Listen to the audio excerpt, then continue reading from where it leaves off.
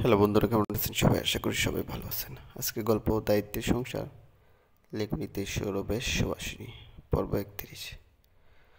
মানুষের সব কিছুই ছোট ছোট, জীবন ছোট, ভালোবাসাবাসির দিন ছোট, শুধু দুঃখের দিন কাল দীর্ঘ। হুমায়ুন আহমেদের কথাটা হয়তো সত্যি।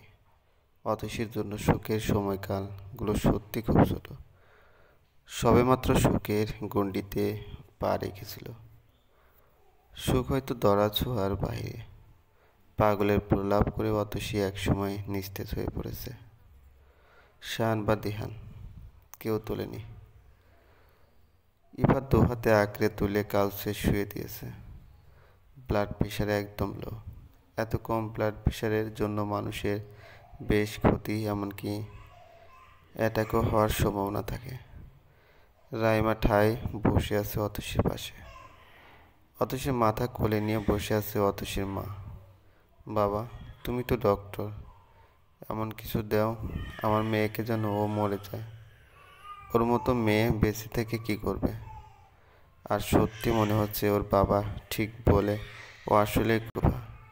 না হলে অভাগের কপাল যেদিকে যায় পুড়তে পুড়তে কেন যায়? তোমরা ওকে মেরে ফেলো, আমি তো মা, সহ্য করতে পারবো না। আমি নামাজে বসবো বাবা। আল্লাহর কাছে এই প্রথম আমি আমার মেয়ের মৃত্যু চাইব, তোমাদের সুখের জন্য।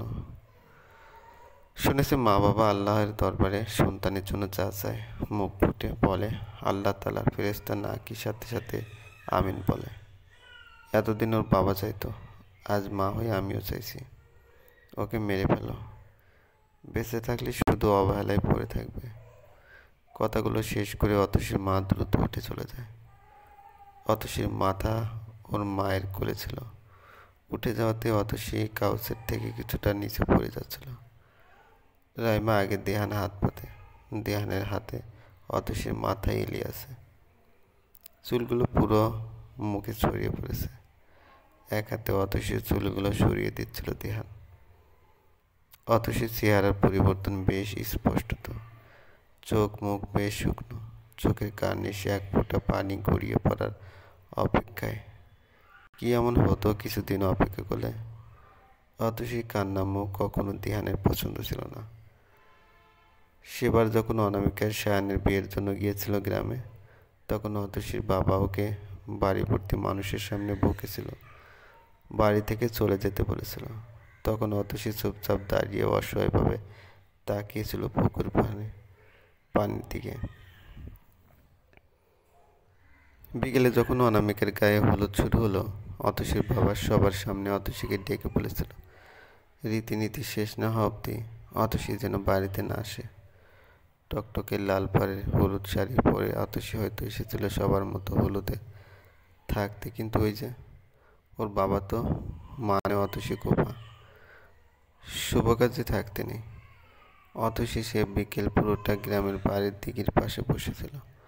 অনুষ্ঠান শুরু হলো সন্ধ্যাবেলা। মেয়েটার তো আবার তেনাদের ভয়ে গুটিসুটি মেরে বসে থাকে অতসীকে দেখে প্রথমবার প্রেমে পড়েছিল ধ্যান। শুনেছি করুণা থেকে ভালোবাসা জন্মায়। হয়তো অতসীর প্রতি ধ্যানের করুণা ছিল। এখানে কি করছেন?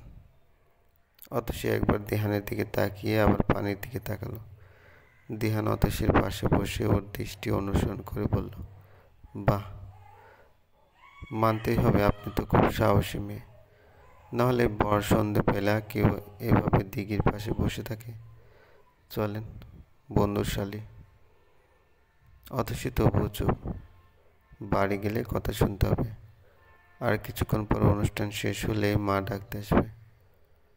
কি হলো, চলুন। আপনার বোনের গায়ে হলুদ আর আপনি? আমাকে বাড়ির কোনো শুভ কাজে থাকতে নিষেধ আছে। কেন? আমার জন্মের সময় আমার ফুপু মারা যায়। তাছাড়া আমি কোনো কাজে থাকলে সে কাজ ঠিকঠাক হয় না। কী সব কুসংস্কার। আচ্ছা, তবে অন্য কোথাও গিয়ে বসুন, যদি ভূতে নিয়ে যায়। অতসী এবার শব্দ করে কান্না করে দিল। দুহাতে শাড়ি আঁচল শক্ত করে আঁকড়ে ধরে বলল, আমার যাওয়ার কোনো জায়গা নেই। থাকলে আমি অনেক আগে চলে যেতাম। বিশ্বাস করুন, আমি সত্যি থাকতাম না। আমার তেনাদের বড্ড ভয় করে। যদি আমাকে মেরে পানিতে ফেলে রেখেও যায়, আমার লাশ কেউ পাবে না। আর এখন বাড়ি ফিরে গেলে আপুর অনুষ্ঠানে কিছু হলে আবার প্রমাণ হবে আমি কুপা। দিহানের প্রচণ্ড খারাপ লাগছিল, কিন্তু কিছু করার নেই। অতসী পাশে বসে চুপচাপ দেখছিল। প্রায় ঘন্টাখানেক পর অতসীর ডাক পড়ল বাড়ি ফিরে যেতে। অতসী উঠে দাঁড়াতে দিহানের পায়ের নিচে থাকা শাড়ির আঁচলের এক কোণায় টান পড়ল। হুড়মুড়িয়ে দিঘির পানিতে পড়ে যাচ্ছিল দিহান এক হাতে অতসীকে টেনে ধরে। অভয় দিয়ে দিহান বলেছিল, ভয় পাবেন না মাই লেডি, আমি তো আছি, বিশ্বাস করে দেখুন, আমি আপনার হাত ছাড়ব না। কারো ধাক্কায় দিহান অতীত থেকে বাস্তবে ফিরে আসে। ধাক্কাটা আর কেউ না, সায়ান দিয়েছে। দিহানকে সরিয়ে সায়ান অতসীকে কোলে তুলে নেয়, পা বাড়ায় দরজার দিকে। দিহান বাধা দিয়ে জিজ্ঞেস করে, সায়ান, এই অবস্থায় কোথায় নিয়ে যাচ্ছিস? বাসায়। এখন ওর ট্রিটমেন্ট প্রয়োজন।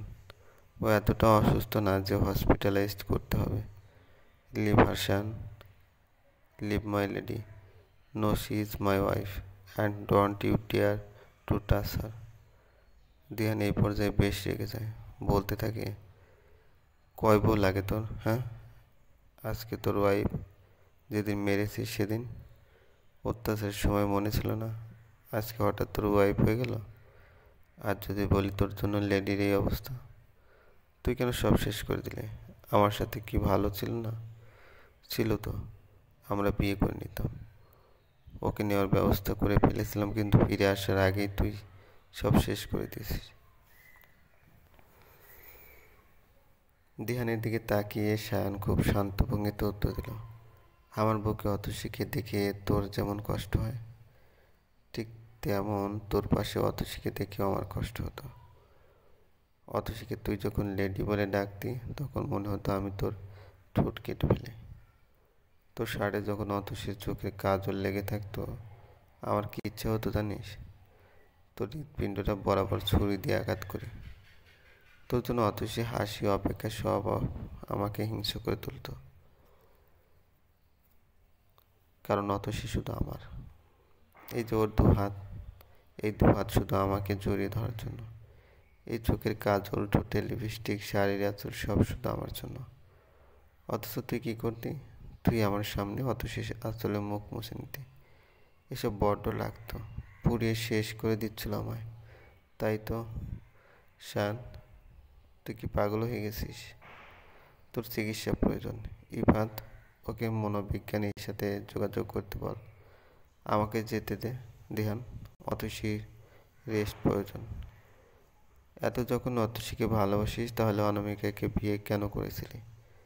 নাকি বিয়ের পর তুই ভালোবাসার 5 মাস 17 দিন 23 ঘন্টা আগে থেকে আমি অতসীকে ভালোবাসি? তাহলে কেন এত কষ্ট দিচ্ছিস জানিস না? ভালোবাসাকে মুক্ত রাখতে হয়। আমার ভালোবাসা আমাতেই আবদ্ধ থাকবে। অতসীকে বিয়ে আমি প্রতিশোধ নিতে করেছিলাম। যে মেয়ে আমাকে বিয়ে করবে না বলে আমার মাকে অপমান করেছিল, সে মেয়ে কীভাবে আমার বন্ধুর প্রেমে পড়ল?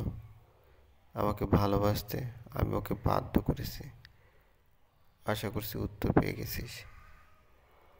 পিছন থেকে অতসীর মা নির্লিপ্ত কণ্ঠে বলল, তোমার বাড়ি থেকে অতসীর জন্য বিয়ের প্রস্তাব আসেনি। এমনকি অতসী তোমার মাকে অপমান করেনি, করেছিল তোমার প্রথম স্ত্রী অনামিকা। চলবে। গল্পটি ভালো লাগলে অবশ্যই লাইক করবেন, আর অবশ্যই কমেন্ট করে জানিয়ে দেবেন গল্পগুলো কেমন আছে। আর আমাদের এই চ্যানেলে যদি আপনি নতুন অথবা সাবস্ক্রাইব না করে থাকেন, অবশ্যই সাবস্ক্রাইব করে পাশে থাকা বেল আইকনটি প্রেস করে রাখবেন, যাতে নতুন নতুন ভিডিও আপলোড করার সাথে সাথে আপনার নোটিফিকেশন চলে যায়। ধন্যবাদ, ভালো থাকবেন।